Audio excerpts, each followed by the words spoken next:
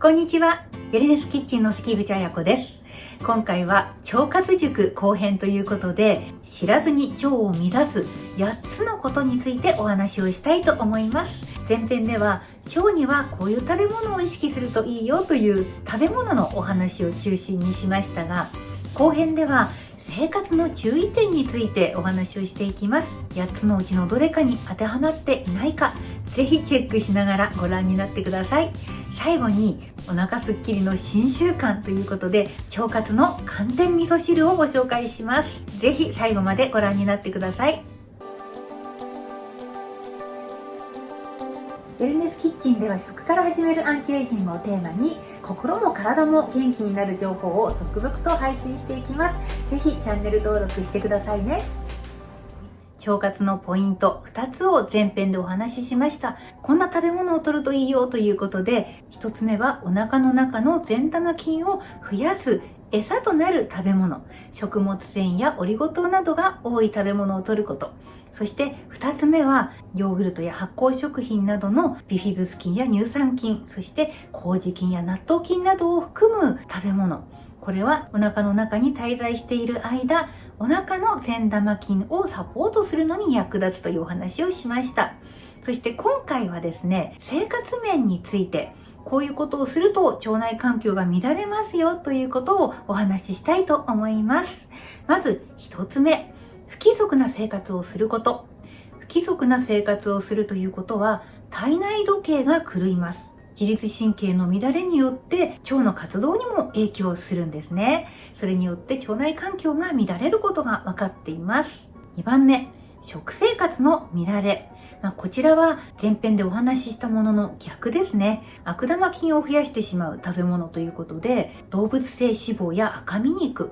赤身肉というのは牛肉、豚肉、ラム、赤身のお肉ですね。これらのものは消化しづらいために、未消化のものが悪玉菌の餌となって腐敗を起こします。お肉を食べるときは、その3倍ぐらいのお野菜も一緒に食べると排出するのに役立ちますので、ぜひ心がけてみてください。そして単品メニューですね。丼物、パスタ、ラーメン、ファストフードなど、そういったものも食物繊維が不足しがちになりますので、ぜひ副菜として何か付け合わせるように心がけてみてください。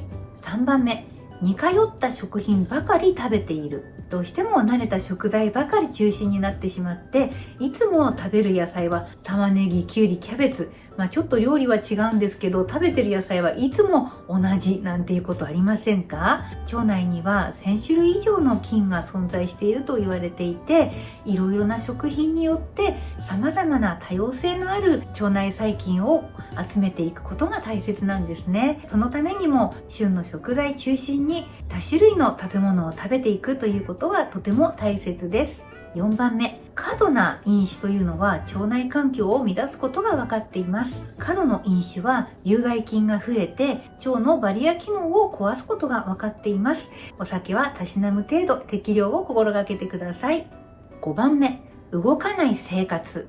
運動不足とも言えると思います。腸の前動運動が衰えることから腸内環境が乱れることが分かっています。また運動によって善玉菌が増えるということも分かっています。6番目、睡眠不足。睡眠不足というのは腸内環境が乱れるだけではなくて肥満の原因にもなります。7番目、抗生物質。お医者様の指示で適正な分量を処方されて飲むのは致し方ないですけれども、余ってたから飲み切ってしまおう的な簡単に摂るのは危険です。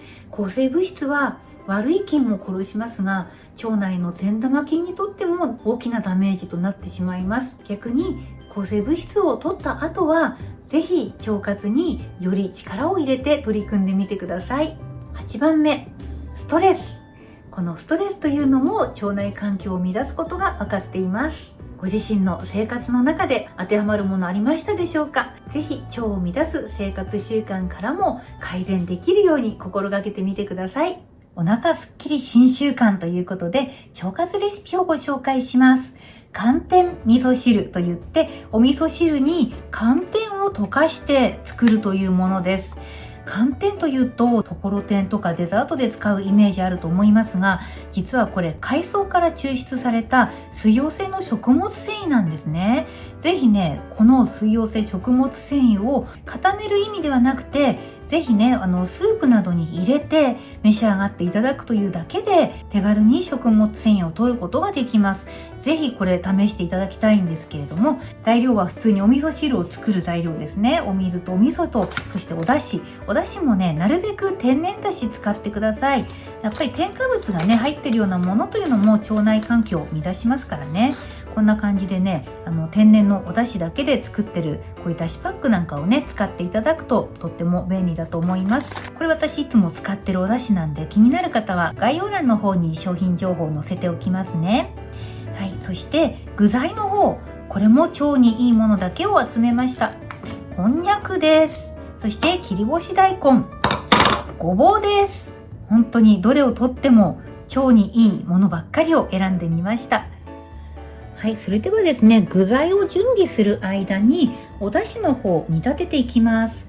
はい、お水2カップです。だしパックです。このだしパック、もちろんこのまま入れてもいいんですけれども、中身がね細かいので、これはね中身ごと入れちゃいますね。そうするとカルシウムなんかもね丸ごと取ることができますのでね、こんな活用もおすすめです。具材の方準備していきます。まず切り干し大根、これはさっと水洗いしてギュッと絞っておきます。長くお水につけておくと水溶性のビタミンなどが流れてしまいますので、さっと水洗いしたらもうギュッと絞る程度で大丈夫です。そしてこんにゃくですね。こちらはアク抜き済みのこんにゃくなので、このまま使えてとっても便利です。お味噌汁などにね使うときはアク抜き済みのこんにゃく選んでいただくと手軽に使えると思います。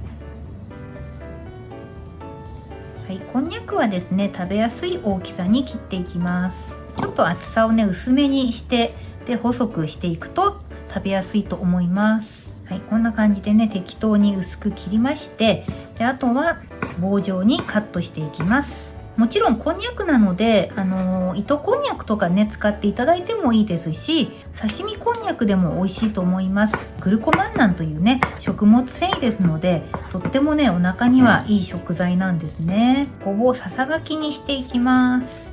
ちょっと大きめで大丈夫です。切り干し大根とかね、あとこんにゃくの大きさに合わせて少し大きめに切ります。でごぼうはですね切っていると色が変色してきますけれども、この変色してくる物質はクロロゲン酸というポリフェノールですので、ぜひねアク抜きとかせずにそのまま使ってください。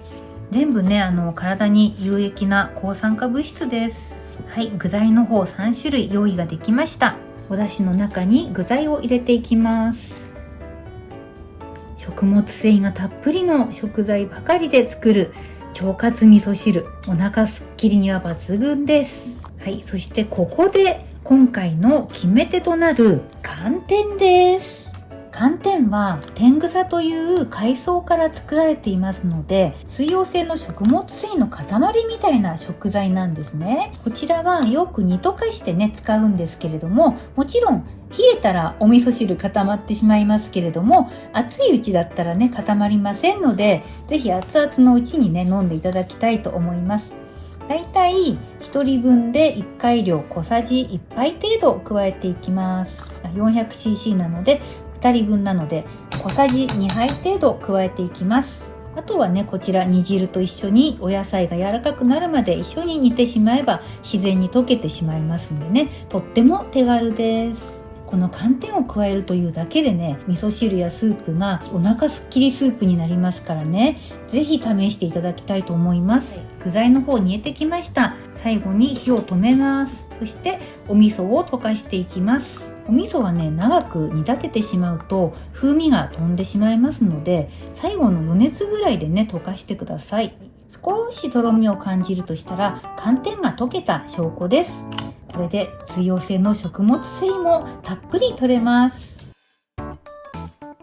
お腹すっきり腸活寒天味噌汁、ちょっとお味見をしてみたいと思います。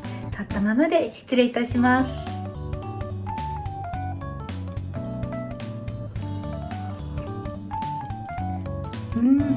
切り干し大根とごぼうの滋味深い旨味と香りがお味噌汁いっぱいに広がります。とっても美味しいです。ちょっとね寒天が入ってるのでとろみがあるんですよ。でもまたこれがお腹に効きそうな感じです。具の方もねまたこんにゃくのプリプリっとした食感、そして切り干し大根やごぼうの歯ごたえも適度にあって本当に美味しいです。これ本当に食物繊維がたっぷり取れるレシピですので、お腹の健康気になってらっしゃる方ぜひ試してみてください。今回は腸活塾後編ということで、知らずに腸を乱す8つのことについてお話ししました。腸の健康にはどんなものを食べたらいいのか、そしてどういうことを気をつければいいのかということを前編後編合わせてご覧になっていただければ、もう腸活についてはバッチリです。ぜひあとはご自身の生活と照らし合わせて改善できることがあったら取り組んでみてください。今回は食物繊維が特に多いものを中心に集めましたが、いつものお味噌汁に寒天パウダーを加えていただけるだけでもしっかり食物繊維取ることができます。特に水溶性の食物繊維は腸活には効果的ですので、ぜひお試しください。最後までご覧いただきありがとうございました。それではまた別の動画でお会いしましょう。